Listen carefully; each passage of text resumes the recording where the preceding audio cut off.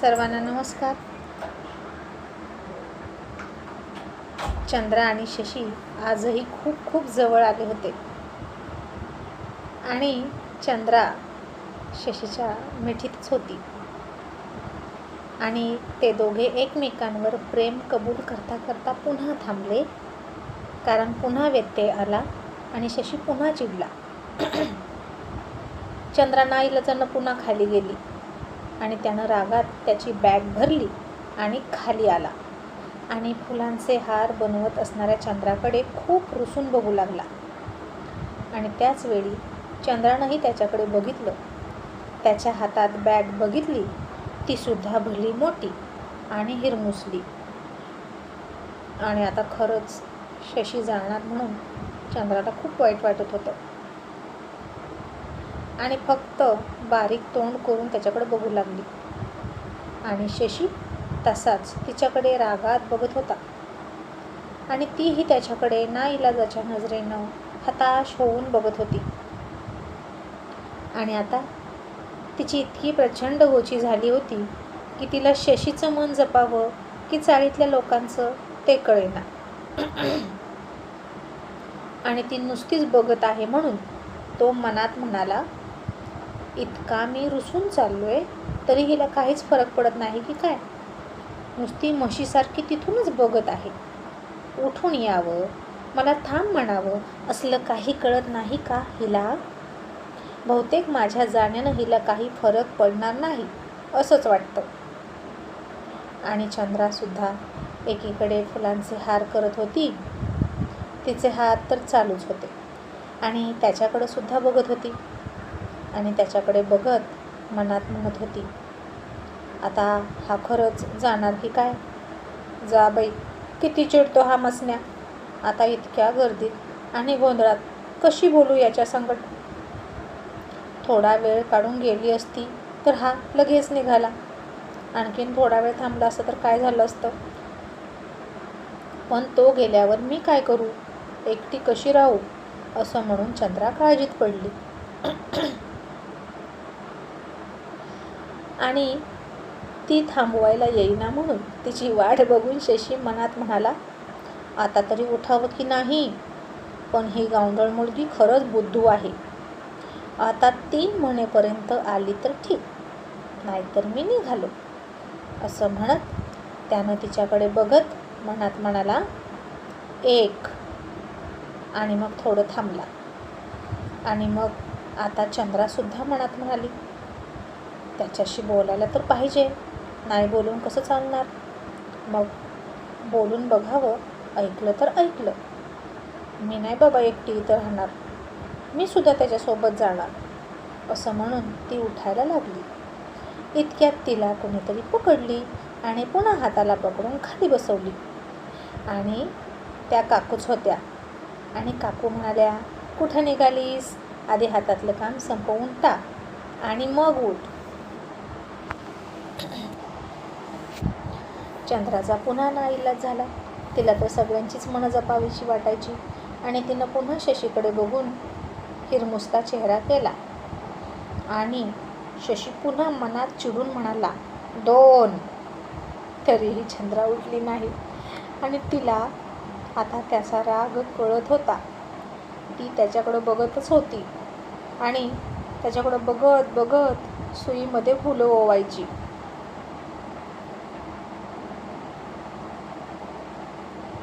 आणि शशी मनात म्हणाला, 3.5. आणि तो खूप रागात निघाला. इतक्यात चंद्रा घाबरली आणि तिच्या न कळत तिच्या हातात सुई घुसली आणि ती ओरडली, आई ग आ. असं ती ओरडली खूप जोरात. तसा शशी दचकून मागे बघितलं त्यानं आणि बॅग खाली फेकली आणि पळतच तिच्याजवळ गेला आणि तिचा हात हातात घेऊन म्हणाला, चंद्रा काय झालं? आणि तिच्या बोटातून येणारं रक्त बघितलं आणि तिचं बोट तोंडात घेऊन चोखू लागला.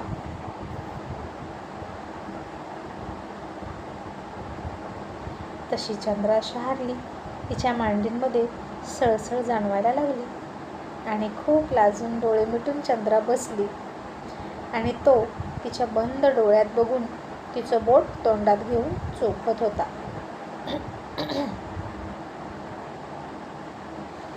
आणि चंद्राच्या वेदनेची फुलं झाल्यासारखं तिला वाटलं. तिच्या वेदना कमी झाल्या आणि मग तिनं हळूच तिचे मादक आणि प्रेमानं काठोकाठ भरलेले डोळे उघडले आणि लाजून त्याच्या डोळ्यात बघू लागली. मग काही वेळ असाच गेला आणि मग कुणीतरी आलं आणि म्हणालं, अरे आवरा पटकन, किती उशीर, इतका उशीर लावतात का? तसा शशी आणि चंद्रा दोघेही भानावर आले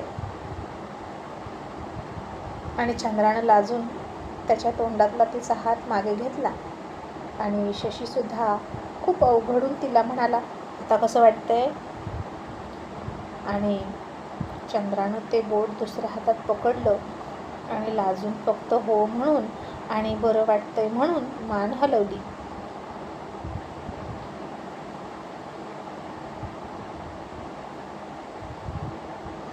आणि इतक्यात काकू म्हणाल्या, अगं पण चंद्रा, लक्ष कुठं होतं तुझं? इतक्या सगळ्या फुलांच्या माळा बनवल्या, ते पण अगदी बोल बोल म्हणेपर्यंत पटापट. तेव्हा तर नाही तुला सुई टोचली, मग आत्ताच कशी टोचली? कुठं असतं लक्ष तुझं, सांग बरं? आणि चंद्रानं काय बोलायचं असं म्हणून काहीच न बोलता आपली गप्प बसली.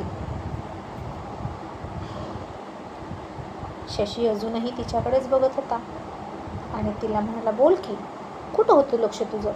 कशी सुई टोचली तुला? असं तो तिला मुद्दाम विचारत होता. आणि ती म्हणाली, तुझ्यामुळं टोचली मला सुई. मग इतक्यात एक काका म्हणाले, अजित, अरे कुठे गावाला निघालास की काय तू? बॅग घेऊन निघाला आहेस म्हणून म्हटलं.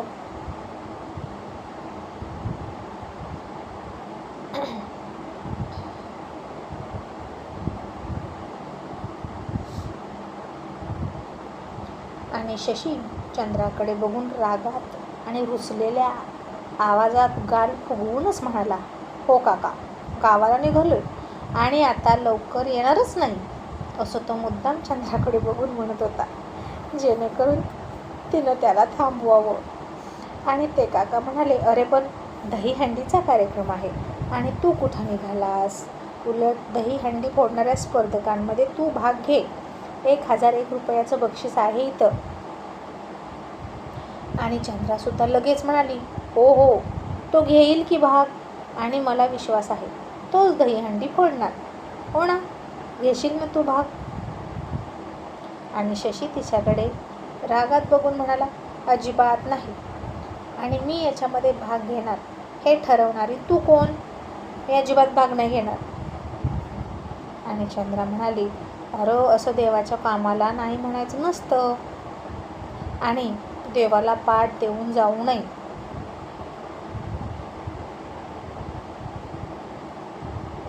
आणि शशी चिडून म्हणाला, तुला माहीत आहे ना मला देव आवडत नाही, आणि आता जर इथे थांबलो तर माझं खूप डोकं दुखेल, म्हणून मी निघालोय, कळलं? असं म्हणून तो उठला आणि बॅग घेतली. आणि चंद्रा म्हणाली, अरे थांब की, नको ना जाऊ, तुला किती वेळा सांगायचं र, तू ऐकत का नाही? आणि शशी चिडून म्हणाला, जाणार, मी जाणार म्हणजे जाणार. चंद्रा म्हणाली, तू माझं ऐकणार नाहीसच का? मग तू गेल्यावर मी कशी राहू?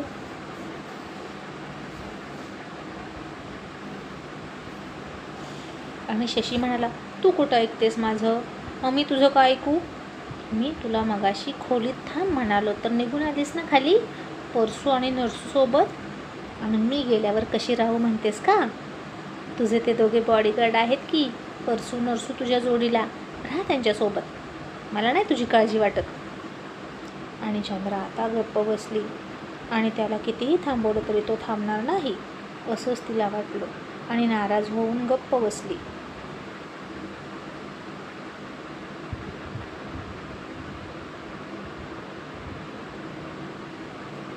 आणि आता शशी जातो म्हणायचा पण जातच नव्हता, तिथंच घुटमळायचा आणि मनात म्हणाला, आणखीन एकदा म्हणाले ना चंद्रा थांब तरच थांबेल, नाहीतर अजिबात थांबणार नाही.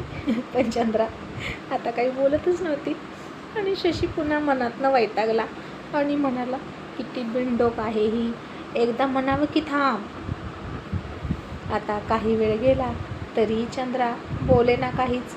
आणि शशी मात्र ती थांब म्हणायची वाट बघत होता. आणि आता शशीनं तिच्याकडं बघितलं. हाताच्या मोठ्या रागात आवळल्या, बॅग घट्ट पकडली आणि निघालोच म्हणून वैतागून निघाला. गाडीवर पिशवी रागातच ठेवली आणि बुलेटवर बसून किक मारणार इतक्यात कोणीतरी म्हणालं, म्हणजे परसूच म्हणाला, छोटे शेठ, अहो रवी बाबासुद्धा येणार आहेत बरं का या कार्यक्रमासाठी. आत्ताच त्यांनाचा निरोप आला होता आहे की ते येणार आहेत. चाळीवाल्यांनी त्यांना खूप आग्रह करून बोलवलं आहे आणि ते दरवर्षी इथे येतात. तसंच याही वर्षी ते येणार आणि इथला रिवाज मोडणार नाही. त्यामुळे रवी शेठ येणार हे नक्की. तशी गाडी शशीची गाडीला किक मारणारा पाय थांबला आणि तो मनातून खुश झाला आणि खालीच उतरला. आणि त्यालाही इथे थांबण्याचा बहाणा मिळाला. आणि तो म्हणाला, काय बाबा येणार आहेत, मग मला थांबलंच पाहिजे त्यांच्या सेफ्टीसाठी.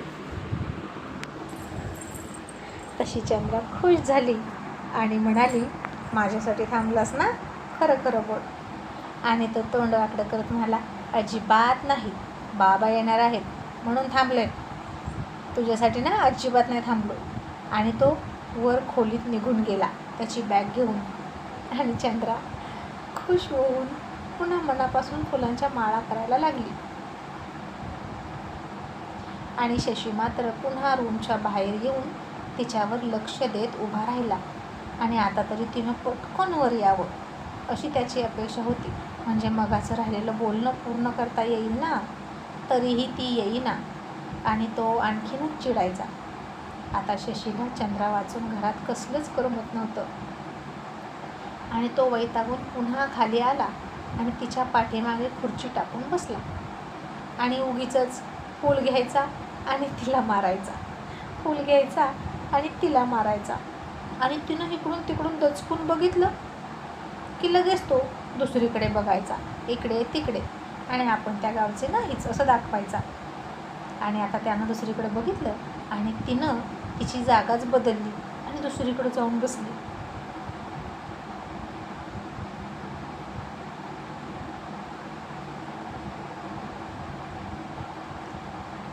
आणि शशीनं आता हातात फूल घेतलं आणि चंद्राला मारलं, पण बोंबला ते फूल लागलं दुसऱ्याच एका मुलीला. आणि ती मुलगी शशीकडं बघून उगीचच लाजायला लागली, तो असा फुलं मारतोय म्हणून. आणि शशी तिथून जीभ चावत मेलो म्हणून खोलीतच पळून गेला. आणि चंद्रा खूप खूप हसत होती. मग तिनं आता खूप साऱ्या फुलांच्या माळा बनवल्या आणि एक छोटासा हारसुद्धा बनवला आणि हळूच पदराच्या मागे लपवला आणि खोलीमध्ये निघाली. तशा एका मुलीनं तिला बघितलं आणि ती म्हणाली, अहो बहिणी, हा हार कोणासाठी घेऊन निघालात, दादासाठी का?